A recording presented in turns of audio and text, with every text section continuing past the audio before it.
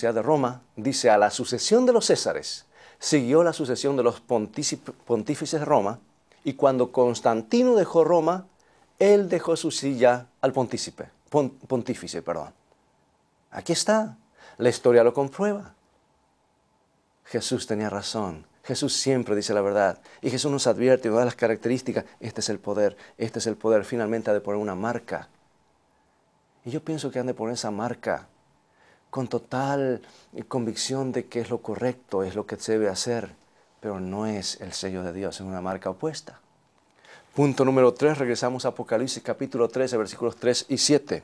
La tercera característica, se convierte en un poder mundial de adoración. Oh, aquí nos da otra pista. Es un poder entonces que tiene algo que ver con la adoración. ¿Y qué nos dice Apocalipsis 13:8? Aquí está. Y le adorarán todos los habitantes de la tierra cuyos nombres no están inscritos en el libro de la vida del Cordero, quien fue inmolado desde la fundación del mundo. ¡Qué interesante! Evidentemente los que están adorando a este poder o siguiendo las prerrogativas de este poder no tienen su nombre escrito en el libro de la vida. No han hecho una decisión para pertenecer a Cristo. Así que esto es algo serio. Evidentemente es un poder religioso, está diciendo aquí Jesús. Ahora vamos a otra pista más. Apocalipsis 13:5. Dice Jesús. Jesús sabía, Jesús conoce el cronómetro de la historia. Él se anticipa, Él puede ver el fin de la eternidad. Él puede transportarse en su dimensión al tiempo más allá, al pasado, al presente. Dice que este poder gobierna o gobernaría durante 1260 años. Apocalipsis 13:5 nos dice eso. Ahora, este periodo de 1260 años, o como se menciona en la Biblia en 7 lugares diferentes, como tiempo y medio tiempo, como 42 meses, como 1260 días, son exactamente el mismo periodo, porque un día en la profecía representa, ¿cuánto? Un año. Así que 1260 días son 1260 años. 42 meses, exactamente 1260 días. Ahora tú dices, bueno, 42 meses no son 1200.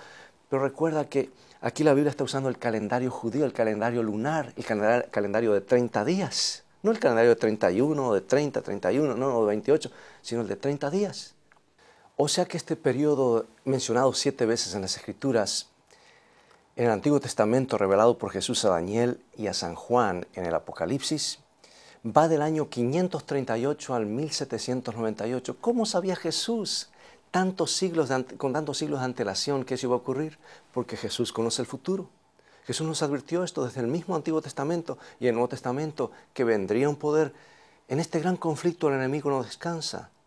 Él utiliza poderes religiosos, poderes seculares, con tal de cumplir sus metas, llevar a cabo sus propósitos. Así que ese periodo conocido como Edad Media, Edad Oscura, es lo mismo que vimos cuando estudiamos por qué hay tantas denominaciones.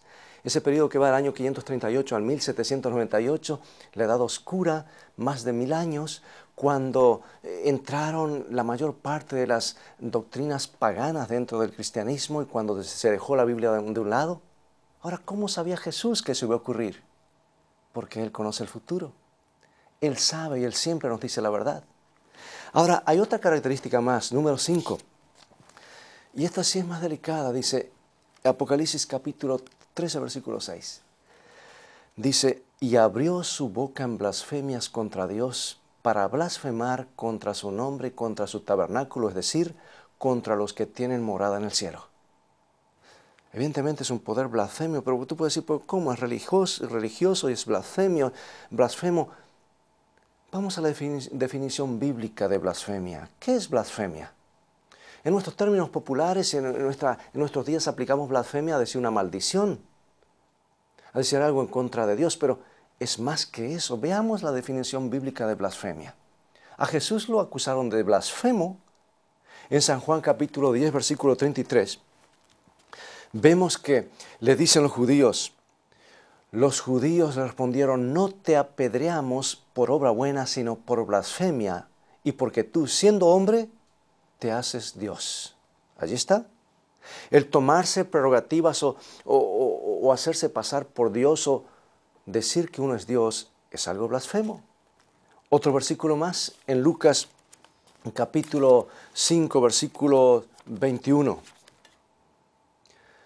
Entonces los escribas y los fariseos comenzaron a razonar diciendo, ¿quién es este que habla blasfemias? ¿Quién puede perdonar pecados sino solo Dios? Ahora, ¿captas allí cuál es la definición bíblica de blasfemia? Es tomarse atributos que solamente pertenecen a Dios. Si yo te digo, ven a mí y confiésate porque yo te perdono y todos tus pecados están perdonados, ¿qué estoy haciendo? Blasfemando. ¿Por qué? Porque el único que perdona pecados es Dios. Aquel que es sin pecado, el que nunca cometió pecado. Todos los demás necesitamos ir a Dios por perdón.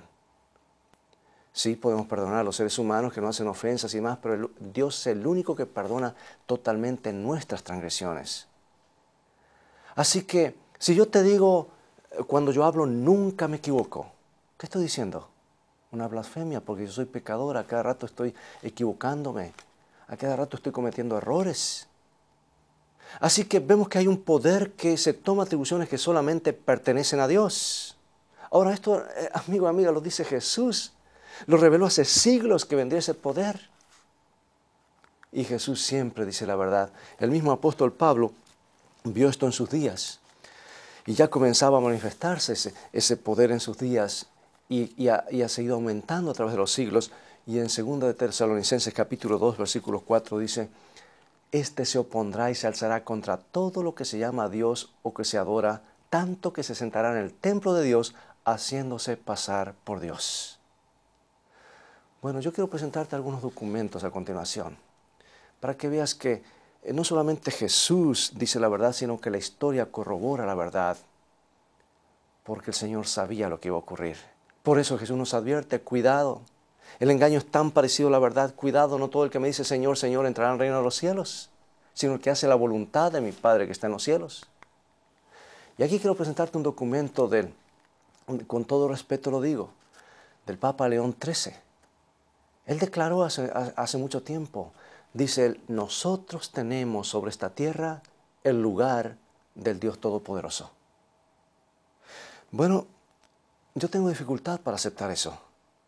Porque cuando Jesús se fue al cielo, Él dejó un sucesor legítimo, un representante legítimo, y no fue un ser humano. El único representante legítimo que Dios dejó en esta tierra fue el Espíritu Santo. Él dice, Él ocupará mi lugar. Los demás somos todos hombres que necesitamos del Salvador y de su gracia.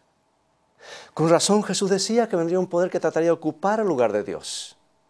Ahora, el apóstol Pablo en 1 Timoteo capítulo 2, versículo 5 nos dice, porque hay un solo Dios y un solo mediador entre Dios y los hombres, Jesucristo hombre. ¿Quién es el único? Solamente Jesucristo. Es a través de Él, no a través de otros seres humanos, o a través de otros, o de los santos, lo digo con todo respeto, o algunos piensan que tal vez la Virgen María, o es solamente a través del Señor Jesucristo. Hay un solo mediador, Jesucristo hombre. Eso lo dice la Biblia. Y la Biblia siempre dice la verdad. Ahora quiero leerte algo que apareció en un periódico hace unos años atrás en Montreal, en Canadá. Y lo traduje y dice así, tal vez el asunto más atrevido, el cambio más revolucionario que la Iglesia alguna vez haya hecho ocurrió en los primeros siglos. El día santo, el sábado, fue cambiado del sábado al domingo, no por ninguna instrucción de las Escrituras, sino por la percepción del propio poder de la Iglesia. La gente que piensa que las Escrituras deberían ser la única autoridad, deberían lógicamente llegar a ser adventistas del séptimo día y guardar la santidad del sábado. Esto salió en St. Catherine Catholic Church, el Sentinel, mayo 21, 1995, en Montreal, Canadá. ¡Qué interesante! Mira, yo tengo familiares que son fieles católicos, nos llevamos muy bien y se debe respeto a unos a otros. Y no estoy hablando con ninguna falta de respeto aquí, sino al contrario, comparando qué es lo que dice la Biblia, qué nos dice Jesús en cuanto a esto.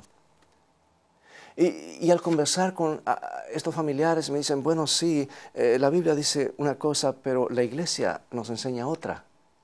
Y nosotros preferimos seguir lo que dice la Iglesia. Yo digo, bueno, ahí discrepamos porque la última autoridad, la autoridad máxima, es la palabra de Dios y Dios no cambia. La Iglesia no me va a salvar, pero yo he de ser salvo por ser obediente a lo que Dios dice en su palabra. Y un día el Señor me preguntará, ¿qué hice con toda la luz que estaba en la palabra? Si decidí andar en esa luz o no.